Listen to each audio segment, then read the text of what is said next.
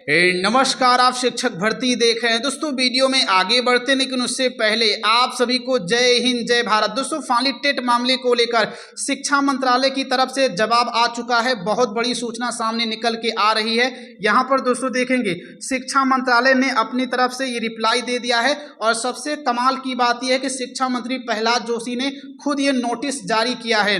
यहाँ देखेंगे अनिवार्य शिक्षक पात्रता परीक्षा को लेकर ये नीचे आएंगे तो दोस्तों देख पाएंगे यह जानकारी लोकसभा में शिक्षा मंत्री प्रहलाद जोशी ने दे दी है। तो बहुत बड़ी खबर है, शिक्षा मंत्रालय की तरफ से टेट को लेकर पूरी जानकारी सामने निकल के आ चुकी है।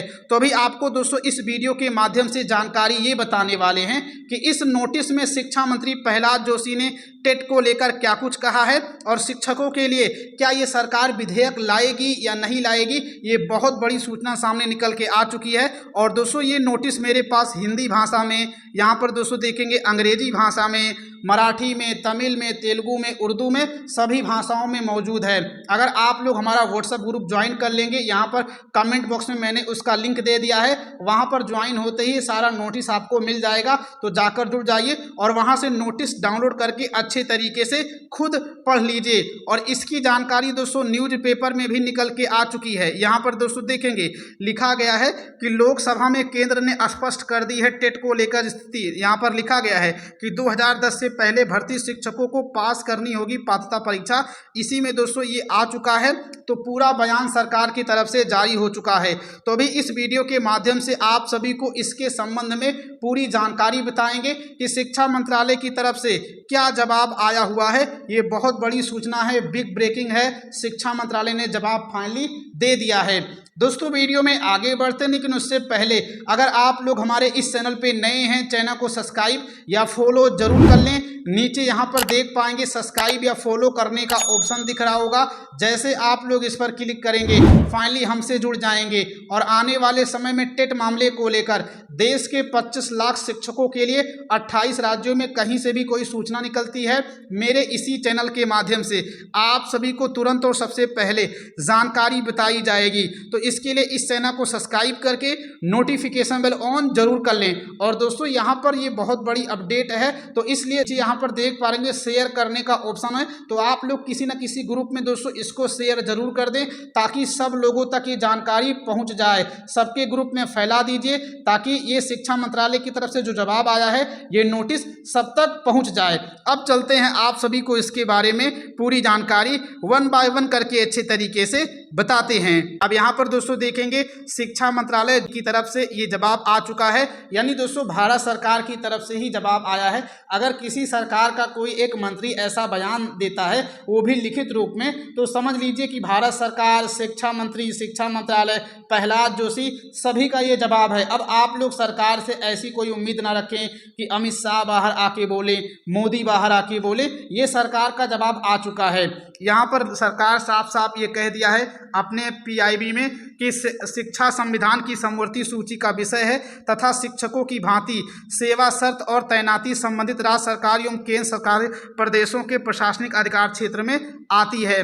और इनके द्वारा दोस्तों ये कहा जा रहा है कि वर्ष 2013 से पूर्व नियुक्त उन शिक्षकों से संबंधित जानकारी जो अनिवार्य शिक्षक पात्रता परीक्षा यानी टीईटी की आवश्यकता से प्रभावित हो सकते हैं, संबंधित राज्य सरकारों एवं केंद्र शासित प्रदेशों के प्रशासन द्वारा रखी जाती हैं। यानी दोस्तों सरकार की तरफ से ये साफ साफ स्पष्ट कर दिया गया है शिक्षा मंत्रालय की तरफ से कि शिक्षा जो है समवर्ती सूची का विषय है। तो ये सारा मामला जो टेट वाला मामला है वो राज्य सरकार देखे, और जो केंद्र शासित प्रदेश है जैसे दिल्ली हो गया, अंडमान निकोबार हो गया, दमन दीव, लद्दाख, ये सभी जो हैं प्रदेश हैं, ये सभी अपने यहाँ जो प्रशासक नियुक्त होते हैं, जो उपराज्यपाल होते हैं, वो देखें। यानी सरकार, केंद्र सरकार ने ये बात कहते हुए अपने आप को बचा लिया और केवल सारी की सारी जिम्मेदारी अब जो है राज्यों पर थोप दी है।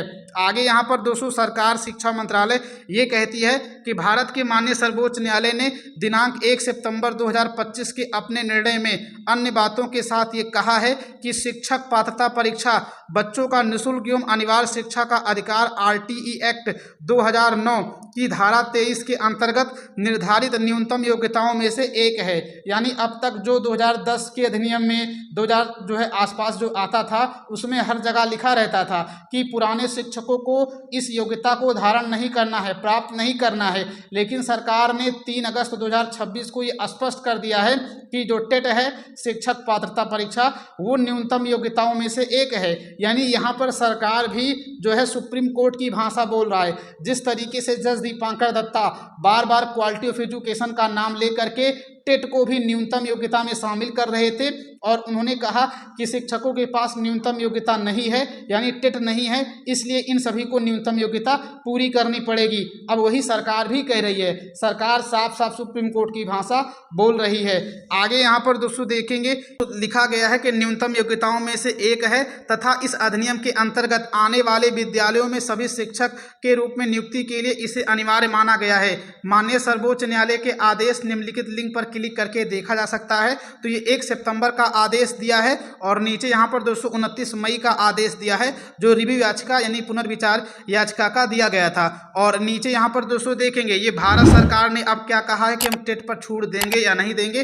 तो यहाँ पर भारत सरकार ने ये साफ कह दिया है कि 29 मई 2026 के अपने निर्णय में यह उल्लेख किया गया है कि संबंधित उपयुक्त सरकारों एवं प्राधिकरणों को शिक्षक पात्रता परीक्षा यानी टीईटी का नियमित अंतराल पर आयोजन करने का प्रयास करना चाहिए। अधिमानतः इसका आयोजन हर एक वर्ष में 2 बार किया जाए। यानी अब जो है भारत सरकार सुप्रीम कोर्ट की तर्ज पर यह कह रही है, जैसे सुप्रीम कोर्ट ने 29 मई को ऑर्डर देके ये कह दिया था कि जो है हर साल में सभी राज्यों को 2 बार टेट कराना है, तो वही भारत सरकार भी कह रही है कि सभी राज्यों को 2 बार टेट कराना है।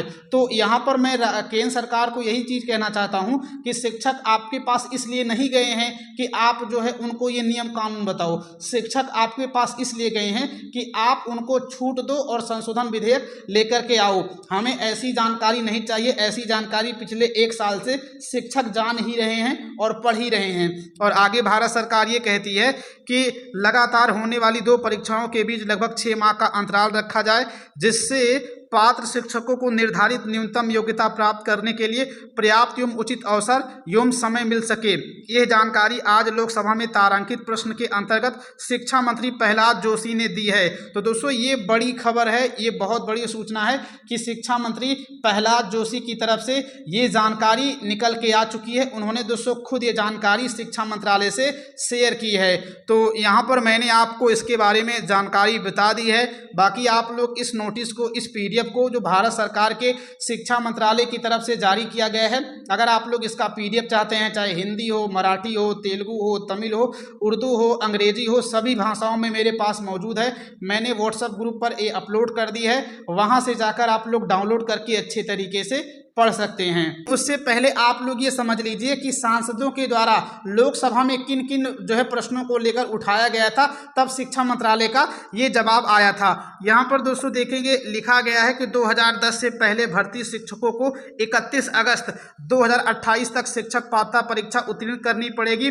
कांग्रेस सांसद सतपाल ब्रह्मचारी और जब प्रकाश के सवाल पर लोकसभा में केंद्र सरकार ने स्पष्ट कर दिया है और केंद्र सरकार ने दोस्तों स्पष्ट करके यही शिक्षा मंत्रालय की तरफ से नोटिस जारी किया है। आगे यहाँ पर लिखा गया है कि इसमें छूट देने या पुरानी नियुक्तियों के लिए अलग व्यवस्था बनाने का कोई प्रस्ताव नहीं है।